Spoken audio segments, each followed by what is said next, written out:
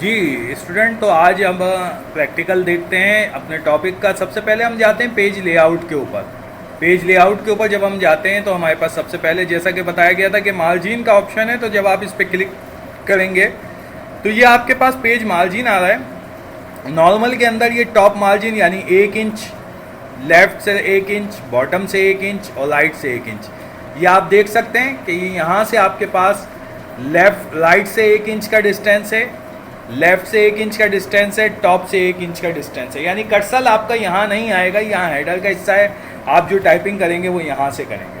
तो आप अगर प्रीव्यू लेके देखेंगे तो आपके सामने ये देखें, यहाँ से भी हिस्सा 1 इंच का गैप आ रहा है, यहाँ से भी 1 इंच का है, ऊपर भी गैप है और नीचे भी। अब इसी तरीके से अगर मैं इसको बिल्कुल टॉप पे भी लेके आ जाऊँगा तो उस सूरत के अंदर ये आपके पास यहाँ तकरीबन 1 इंच का गैप है जो यहाँ पर दिखा रहा है।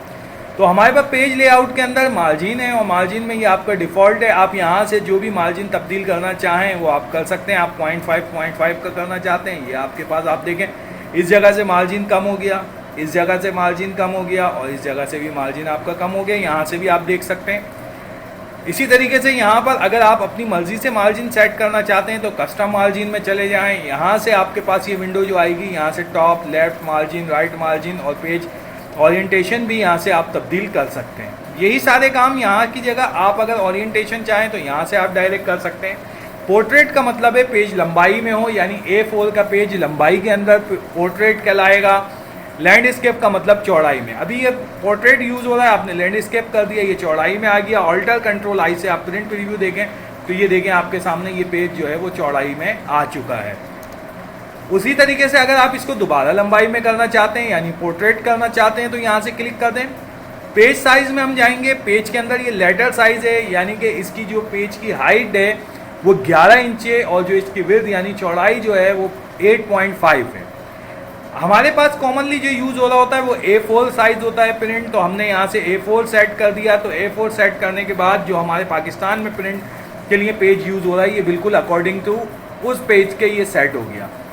अब आपके पास यहाँ पर ये पेज आपके पास यहाँ पर सेट हो गया है A4। इसके अलावा यहाँ से आप लीगल पेज भी सेट कर सकते हैं जो अक्सर पेपर, एग्ज़ाम पेपर वगैरह प्रिंट करने के लिए यूज़ किया जाता है। और दीगर साइजेस जो पेज के हैं वो यहाँ से आप तब्दील कर सकते हैं या सेट कर सकते हैं। अब हमारे पास अगला ऑप्शन जो आ रहा है वो ऑप्शन, या इससे पहले मैंने इन लाइनों को यहाँ से कॉपी किया।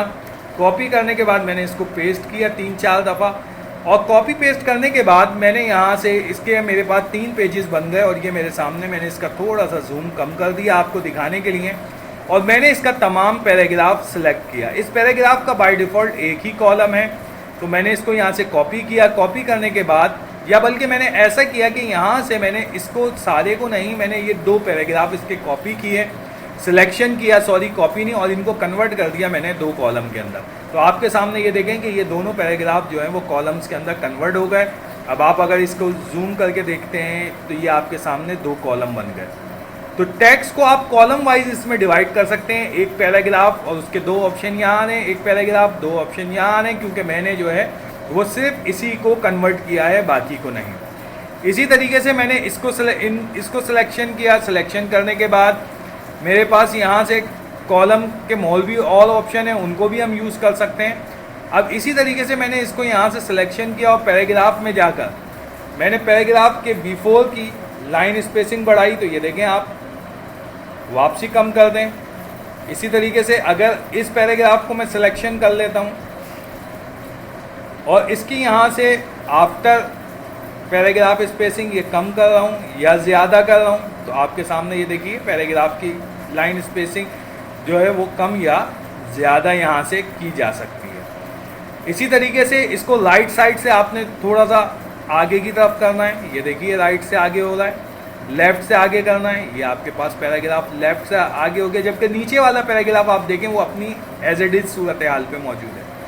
तो यहाँ से आप जो है वो लाइन स्पेसिंग वगैरह भी आप तब्दील कर सकते हैं। आई थिंक कि आपको समझ में आ गया होगा। सिलेक्शन ज़रूरी है, जिस पैराग्राफ पे सिलेक्शन है उस पर वर्क होगा।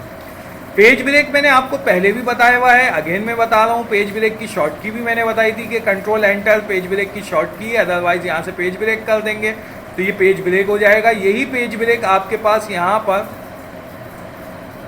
आपके पास इंसर्ट के अंदर भी मौजूद है। और यही पेज ब्रेक आपको जो है वो लेआउट के अंदर भी पेज ब्रेक मिल रहा है। ये तो ये पेज ब्रेक आपके पास यहाँ भी मौजूद है और इंसर्ट में भी मौजूद है, और उसकी शॉर्ट की है कंट्रोल एंटर। अगर आपने कंट्रोल एंटर प्रेस किया तो ये पेज ब्रेक हो गया।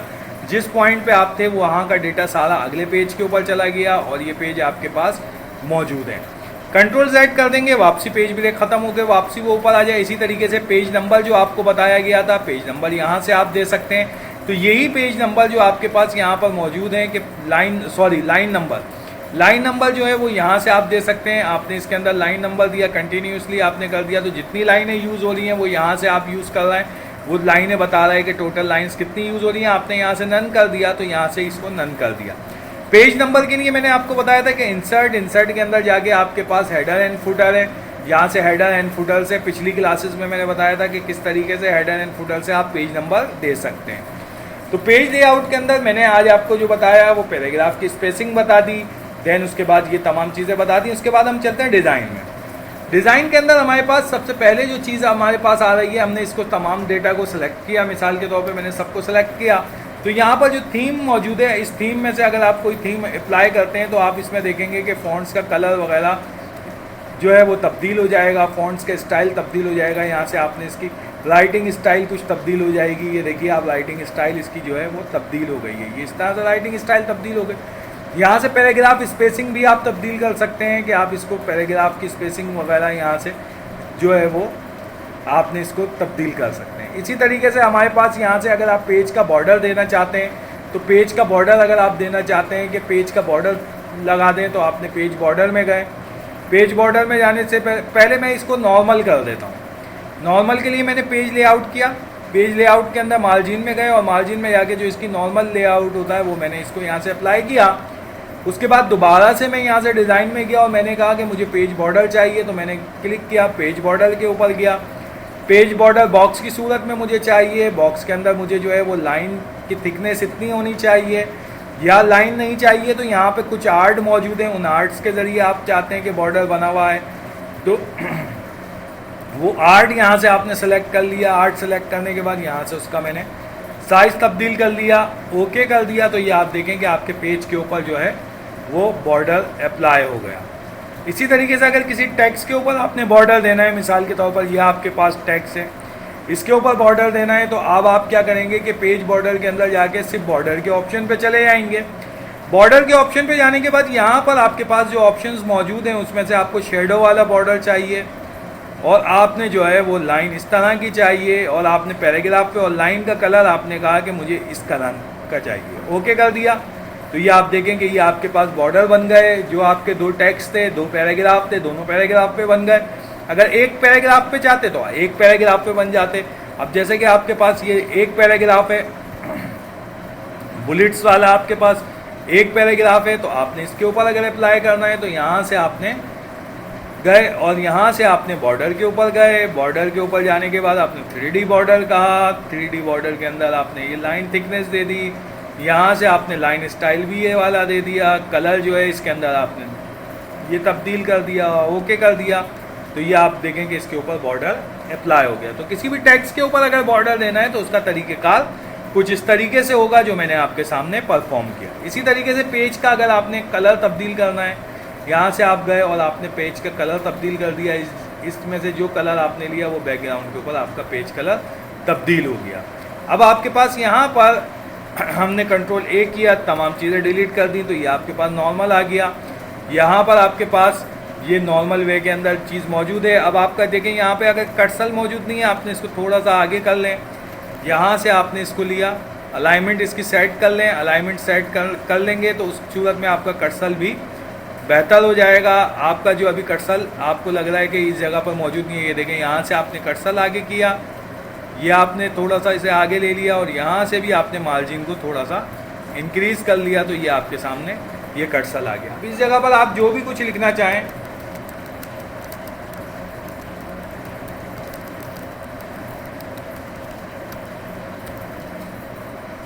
राइटिंग, अगर किसी स्पेलिंग को चेंज करना है, राइट क्लिक करके आपने किया, इसका साइज़ सेलेक्ट करके साइज़ इंक्रीज़ कर दिया, कंट्रोल E कर दिया। तो यहाँ से आप इसको, क्योंकि मैंने इसका साइज़ भी तब्दील किया हुआ है, इसकी फॉन्ट्स वगैरह भी तब्दील किया है, बॉर्डर भी दिया हुआ है, तो इसके ऊपर आप मैनुअल सर्टिफिकेट वगैरह भी बना सकते हैं, जो कि आपने इससे पहले जो है वो टेम्पलेट्स। पूरा सर्टिफिकेट यहाँ पर आप डिज़ाइन कर सकते हैं, इसके अंदर लोगो वगैरह दे सकते हैं। अब आपने यहाँ पर जो सर्टिफिकेट का मैटर होता है इस यहाँ पर टाइप कर लें।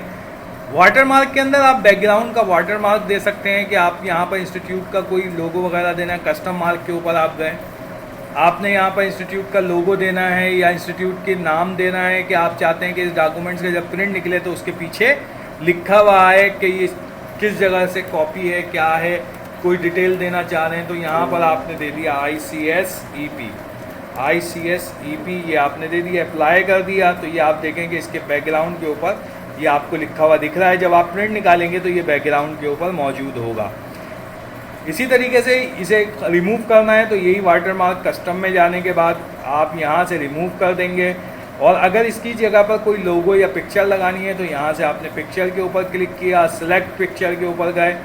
जो भी आपके पास पिक्चर है, लोगो है, जो भी आपके पास ऐसा डेटा है जो आप इसके बैकग्राउंड के ऊपर शो कराना चाहते हैं, ज़्यादातर इंस्टीट्यूट का लोगो वगैरह होता है तो उसको आप लाइट कलर में अगर शो कराना चाहते हैं, आपने क्लिक किया और इंसर्ट कर दें तो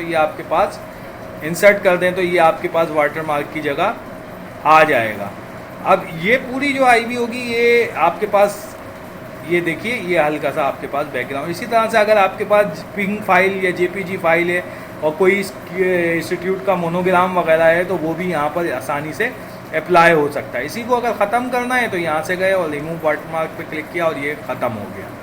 तो हमारे पास पेज कलर में फिल इफ़ेक्ट्स भी आप यूज़ कर सकते हैं। इसके अंदर ये आपके पास मुख्तलिफ इफ़ेक्ट्स होते हैं जो आप यहाँ से इसको अप्लाई कर सकते हैं। पेज के ऊपर टेक्सचर वगैरह भी दे सकते हैं फिल इफ़ेक्ट्स के अंदर, और पीछे कोई तस्वीर भी लगा सकते हैं कि अगर आप कोई तस्वीर इसके ऊपर लगाना चाहें तो वो पिक्चर भी आप लगा सकते हैं कि यहाँ से आपने इस डॉक्यूमेंट्स के ऊपर कोई पिक्चर लगानी है तो वही तरीक़ेकार आप अप्लाई करेंगे कि यहाँ से वर्क आप उस लोकेशन पे चले जाएं जहाँ पर आपकी पिक्चर मौजूद है, और जो पिक्चर आपकी मौजूद है उस पिक्चर को अगर आपने यहाँ पर सेट कर देना है, इंसर्ट कर देना है, तो ये इंसर्ट करने के बाद आपने किया तो ये पिक्चर आपके जो डॉक्यूमेंट्स उसके बैकग्राउंड के ऊपर भी आ जाएगी। इसी को अगर आपने यहाँ से ख़त्म करना है, आपने सिर्फ कलर फिल करना है तो ये कलर हैं, मोर कलर्स हैं, ये मुख्तलिफ यानी जो आपको कलर सेलेक्ट करने हैं वो यहाँ से ले लें। इफ़ेक्ट्स के अंदर आपके पास यहाँ पे मुख्तलिफ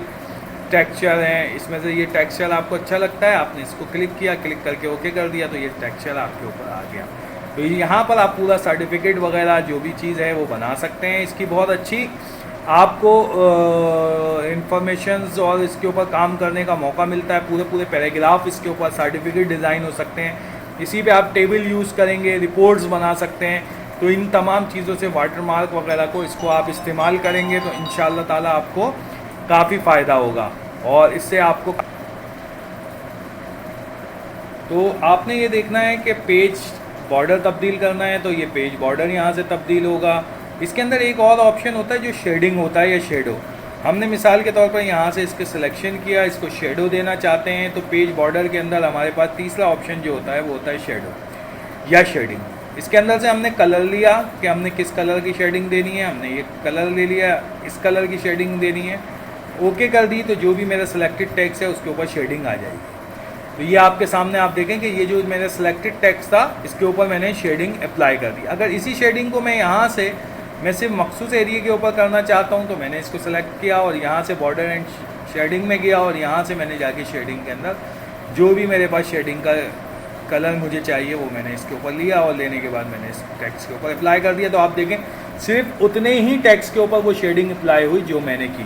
तो आज हमने जो पढ़ा वो डिज़ाइन के टैब के अंदर पेज बॉर्डर तब्दील करना, टेक्स्ट बॉर्डर लगाना, बैक कलर तब्दील करना, वाटरमार्क देना, पेज लेआउट, पैराग्राफ स्पेसिंग, आप इन तमाम का प्रैक्टिकल कीजिएगा, अच्छी तरीके से इसकी प्रैक्टिस कीजिएगा। तो मुझे उम्मीद है कि आपको ये बहुत अच्छी तरीके से समझ में आएगा।